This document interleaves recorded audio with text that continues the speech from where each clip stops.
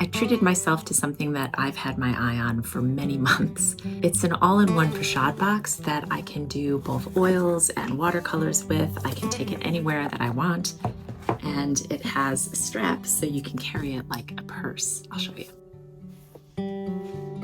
So you can take this with you. It has a tripod mount on the bottom. I love how small it is. And the minute I saw it, I completely fell in love with it. So I'll open it up and show you the inside, and then we can set it up and fill it up together.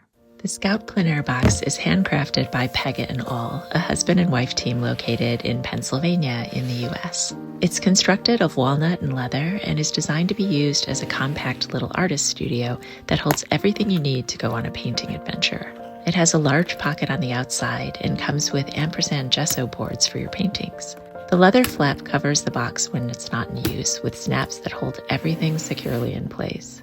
Just touching this box makes me feel like I'm transported back to a time when things were handcrafted and precious. The flap folds back to reveal a clever little artist studio that reminds me of an old apothecary. The lid lifts up and slides into 2 notches to create an easel for your painting panels or a sketchbook, and the snaps on the leather flap make it more stable and also provide a ledge for your painting surface. It comes with a Corian palette for oil painting or acrylics. I've never used this surface as a palette before, so I'm excited to try it. It feels nicer than a clay tile, and I'm really hoping it won't stain too badly. There are 2 drawers with leather tabs for handles that can hold all of the supplies you need for a painting session. The top one comes with 8 empty paint tubes, so you can carry your favorite colors with you. They can hold up to 22 milliliters of paint, so they're not only smaller than the average paint tube, but they're lighter as well. Because I normally prefer a glass palette, they generously sent an extra one that they had. It's made of thick tempered glass that will make a heavenly surface for mixing, but I'm definitely curious about trying the Corian palette too. I'll only carry one at a time so that I can use the slots for more panels. The bottom drawer comes with this leather strap that holds up to 8 paintbrushes. You thread them through the slots and they're held securely in place. You can then snap this onto the side of the box so that your brushes are conveniently located while you paint. It also comes with 2 clips that you can use to attach your painting panel to the easel. There are magnets that keep the drawers from falling out, and they also hold magnetic things like the clips into place on the inside, which is super clever. Probably one of my favorite features is the 2 jars that fit into custom leather holsters. You can use them for water or thinner or both.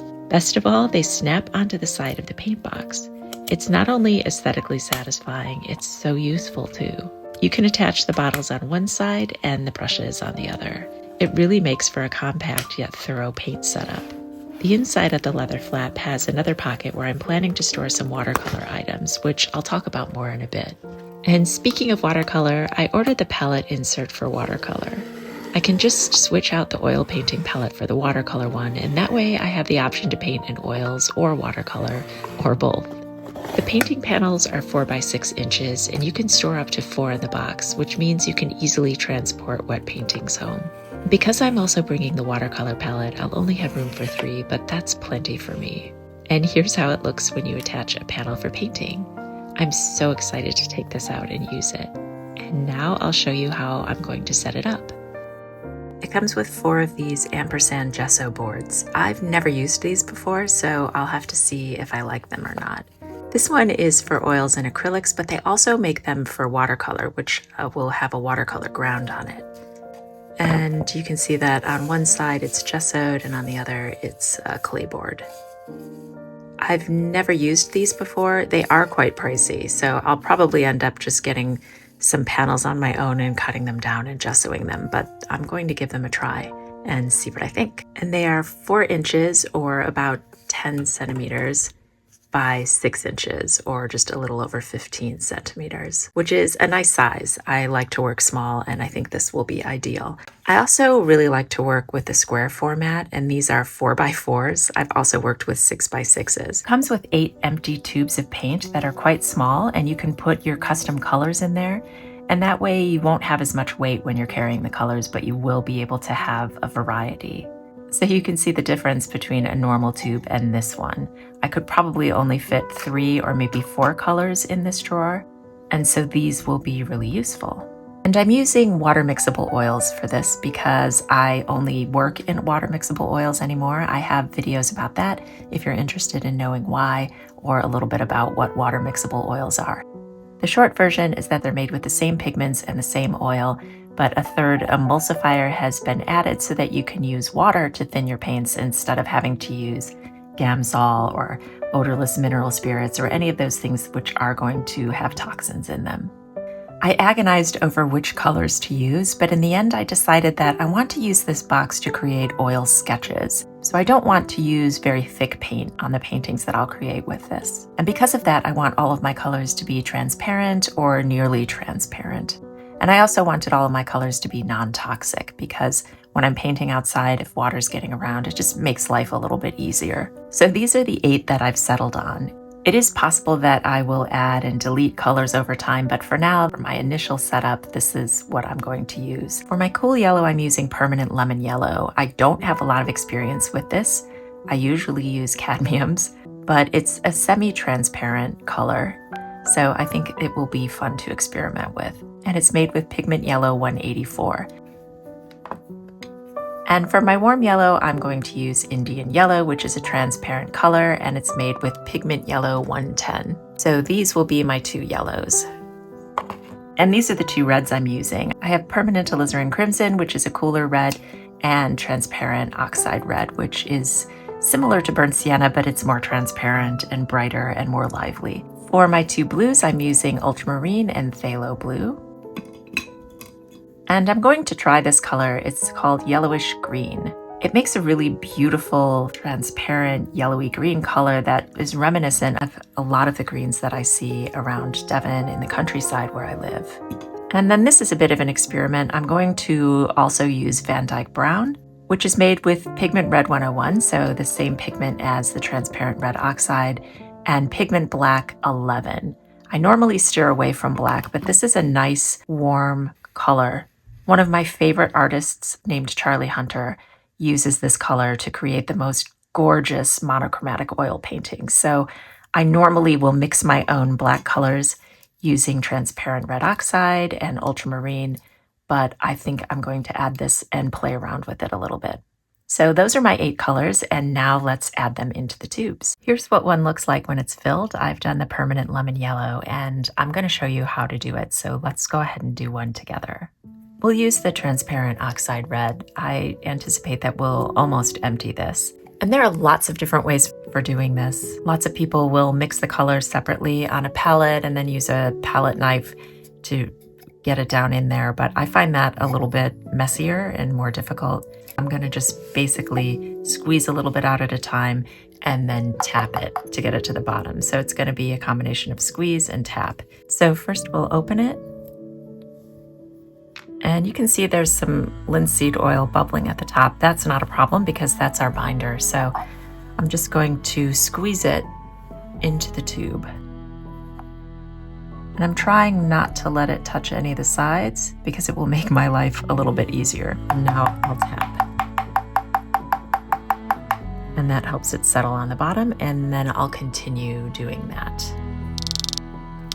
The trick is to not squeeze too much in at a time, because if you do, then it's more likely to pull up at the top and make a big mess. So just do a little bit, try to have it break freely, and then tap it down.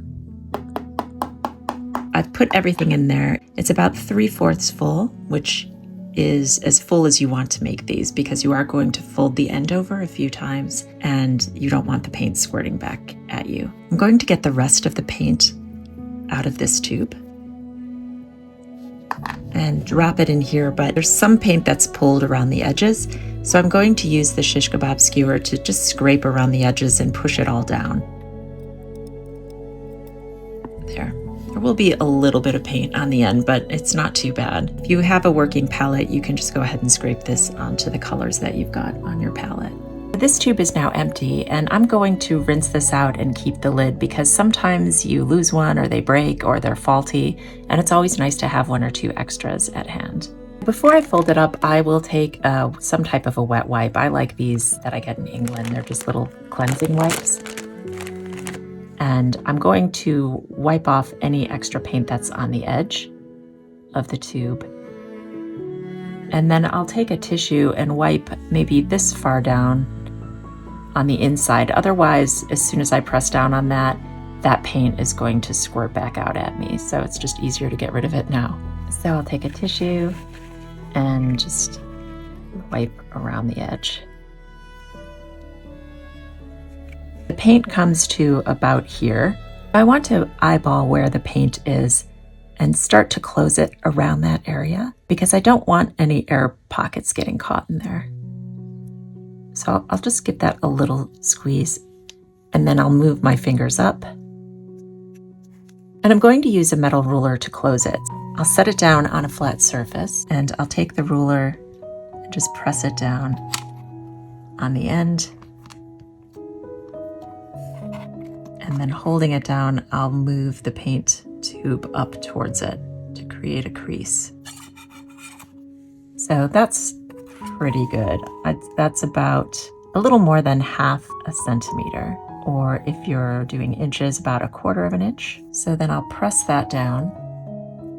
So I'll line my ruler up with the edge there and do the same thing, fold it up. This way it's less likely to explode out of the bottom if you really take your time and make these seals as tight as you can. And I like to fold mine over 3 times if I can.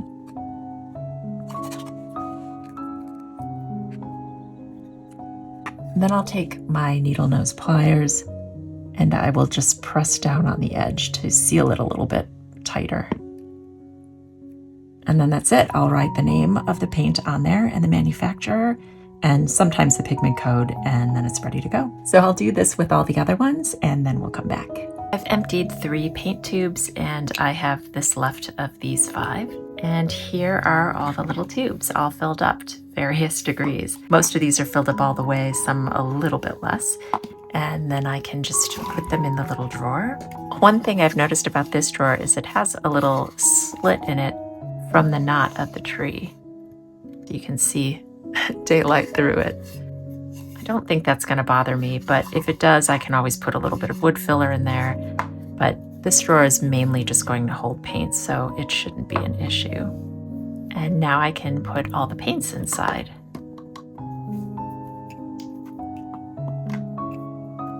I'm not putting them in any specific order. They'll all get used. I will keep my ultramarine and my transparent red oxide on top because I'll use those the most. And actually, maybe I'll put this yellowish green on top as well. Right, so that's that. And then these can go back inside the paint box. And they do have this magnet on the side, and there's a magnet on the inside so that the drawers stay secure when they're closed. And I think I'll switch these 2 drawers around because this one's going to be a little bit heavier and I'd rather have the heavier drawer on the bottom. So I'll move this one to the top and this one on the bottom. I anticipate that after using this a few times, I'll really finesse this box and decide which things I want to keep in the drawers and which things I don't. I've ordered some of my favorite oil painting brushes from Rosemary in the short handle, and I plan to keep these on the inside pocket with the brushes. Eventually this won't need to stay in this drawer, and I can put other things in here instead. And these clips are meant to hold the panel, but I'm not a big fan of these, even though it's nice because they attach to that magnet. But even though they're not super pretty, I think these are going to be more useful. I do often like to use a non-solvent thinner for the water mixable oils. It just makes it feel a little bit more like turpentine, but it isn't. It's actually a non-toxic thinner.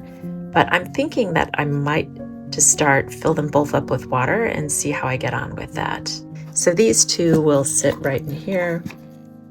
I'll remove these. Sorry, guys.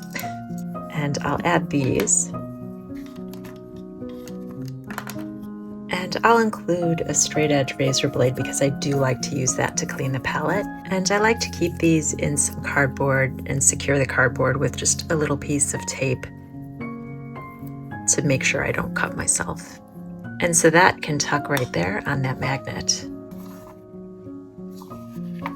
I have a little bit of space in this drawer, and so I'm going to add some Q-tips which I like to use for wiping away paint on the panel. And then I like to use these eye tees because they have some interesting little features. They have a point here and they have a flat side, and these are great for being able to wipe things out when you're doing an oil sketch. And so I'll put some of these in there.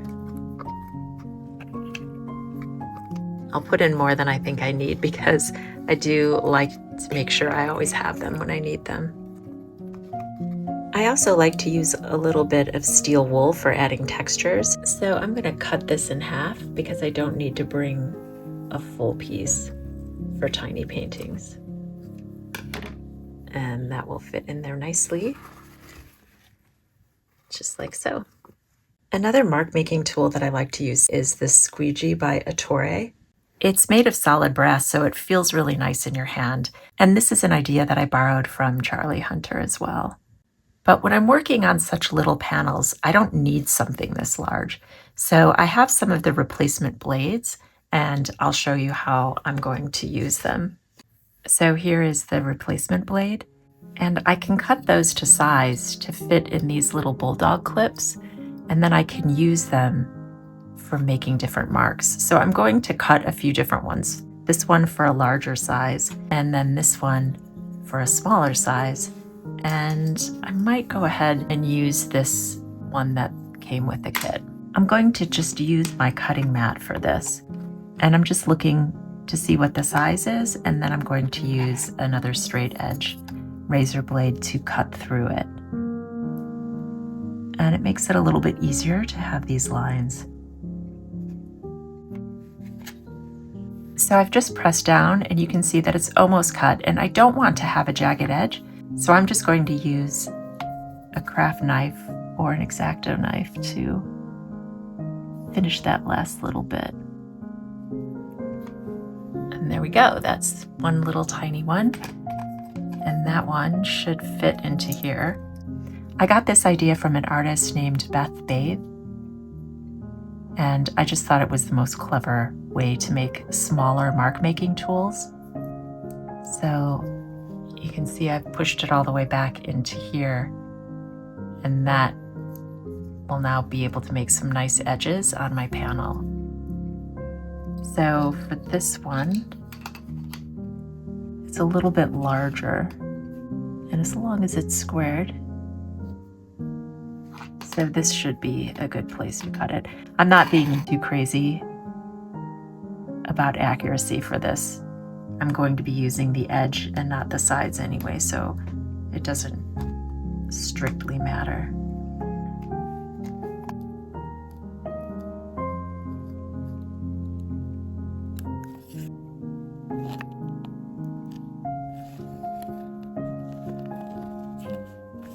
So here's the larger one. It's nice that I can adjust it so that I can have a little less showing or a little more. I think I'm going to go to about there.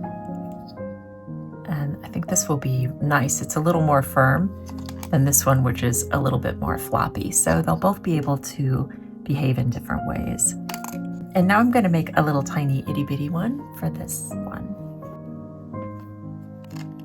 And this one cut clean through right away. Now it is going to stick out quite a bit more because it's a smaller one, and that might end up being a problem, but if it is, I'll just score off this end.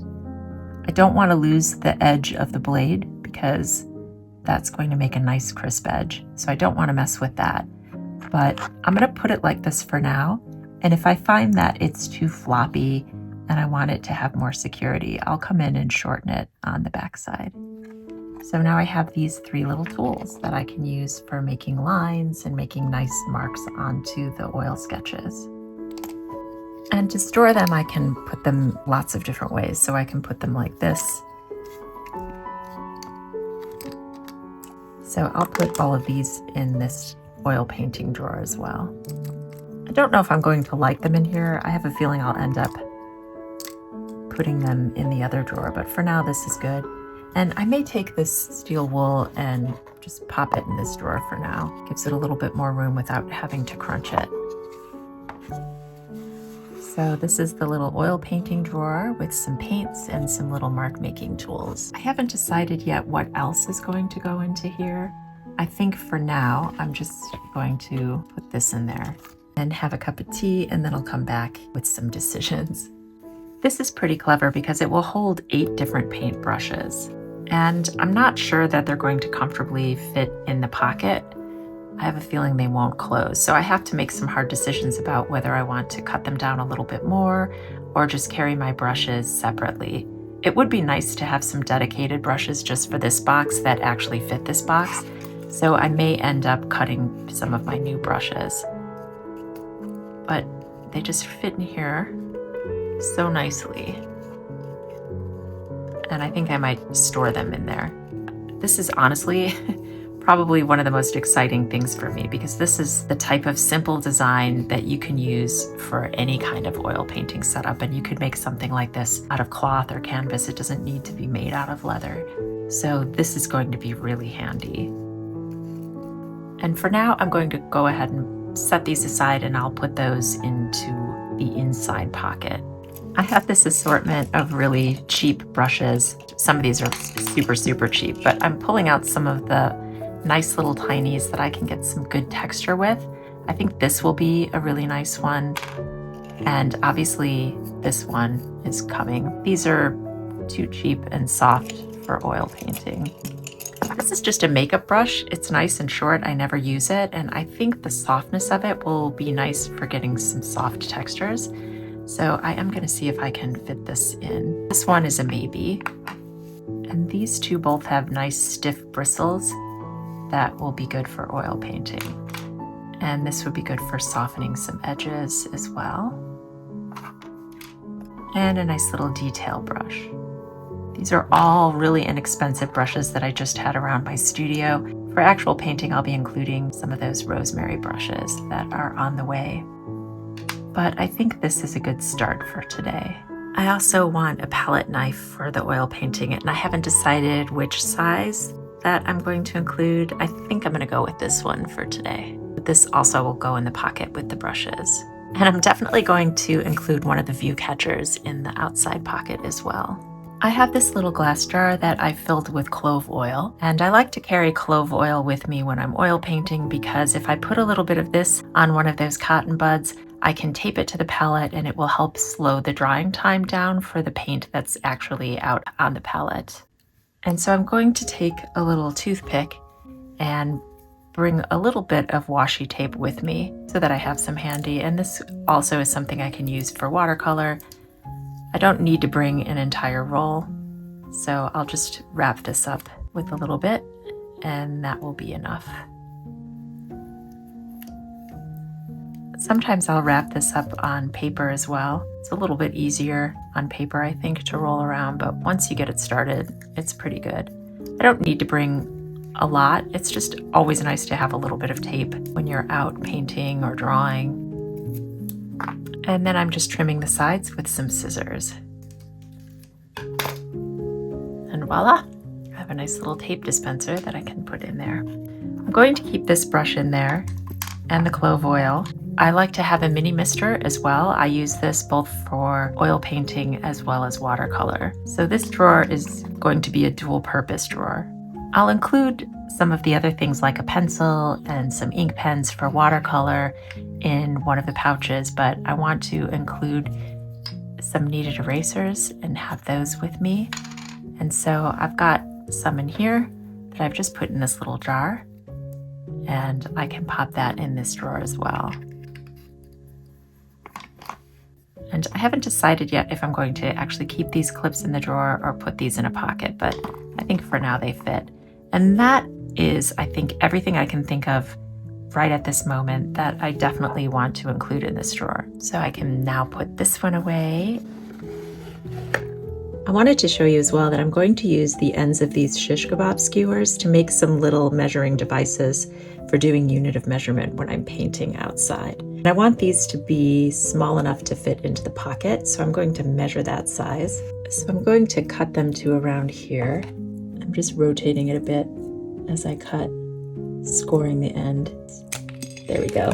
So that's good, and I'll make a few more that are that same size. So here are the 4 ends that I'll include in the pocket with the brushes.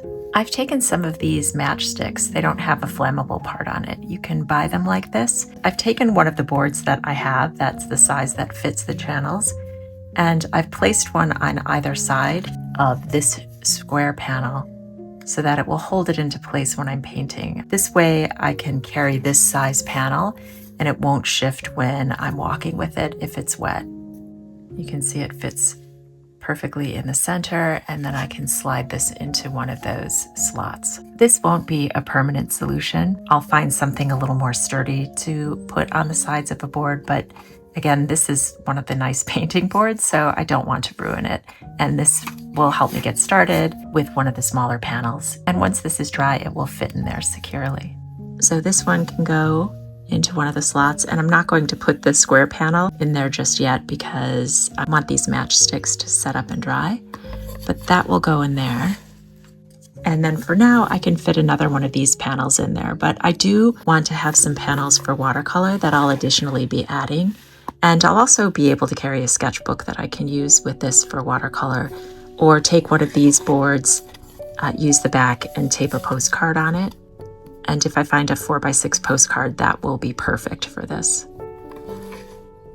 Now let's figure out what to do with the pockets. So there's this one pocket that's on the inside. It seems like it's a little bit more secure, but I think that's just an illusion. It just feels that way because it's tucked away on the inside. But it is going to be more accessible when I'm painting because remember, the box folds over, and this inside pouch, once the palette is set up, won't really be accessible. So I've kind of switched my way of thinking. I think the brushes will go in the outside pouch, and I'll take those out as soon as I get started painting, and those will attach on the side. And so in this inside pouch, I want to include some of the things that I'll be using a lot. And that's probably going to be stuff for watercolor. I'll put the view catcher in there, some ink pens, and a mechanical pencil. And also maybe some shop towels and a few paper towels for cleaning brushes. To start, these are the items that I'm going to keep in the inside pouch. I have a mechanical pencil, the 2 ends of the shish kebab skewers. I have 2 Prismacolor Premier fine liners in 01 and 005, and those are both black. And then I have a sepia Unipin in 0.1. I'm bringing a Pentel Aquash brush, although I don't know how much of this brush I'll be using. I tend to use this one more when I'm using a sketchbook. I think it might be a little more difficult to use for a watercolor that's in place. So I'm bringing these 2 travel brushes by Rosemary & Co. And these fold up nicely. This one is an R13 and this one is an R1.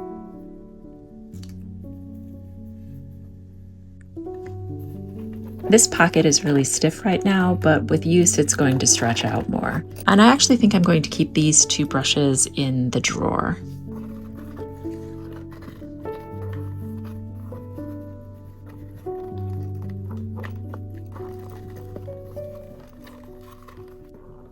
When these can go down a little bit further, I think they will be able to latch in, but I don't want to stress the leather too much. I'd rather have it just gently stretch itself over time. So I'll keep those at that level for now. The Aquash brush there, these 2, and the view catcher will go over on the side and behind them.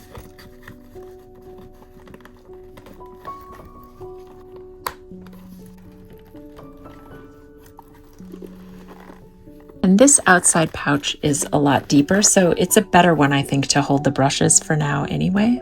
I'm going to go ahead and put the brushes that I've chosen in here for now. These items are a little bit too tall for now. I'm not going to cut them down yet because I want to try using them to see if they're the right ones for me to use with this box. So for now, I'm just going to put them in this pocket at an angle with the palette knife, but stay tuned because these are going to get a little makeover someday soon with the other brushes that I'll be adding. So I'll pop all those brushes in at an angle for now, and the palette knife as well. And then I will be fine-tuning these. These are just cheap brushes, so I'm not worried. Once I figure out what my permanent brushes are going to be for this box, I'll cut them to the right height so that they'll stand straight up and down in this pocket.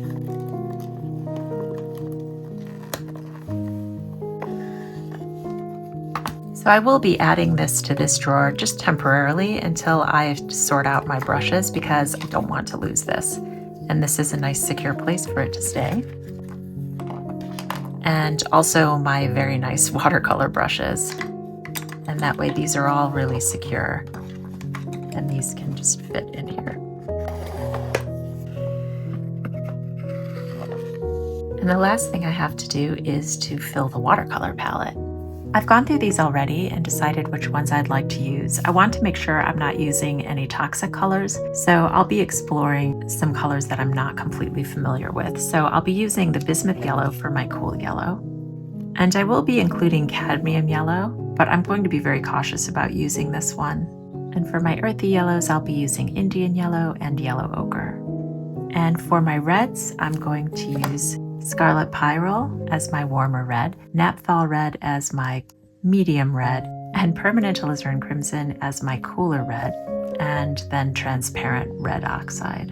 And I'll be using 3 blues and 1 green. I'm going to use Hooker's Green because it was included in the landscape set that I bought, and it really is pretty. I liked using it, so I'd like to explore that a little bit more. And in addition to that, I'll be using Phthalo Blue and Ultramarine and Prussian Blue because I thought that might be one that I'd like to experiment with a bit more. These will be the bottom row.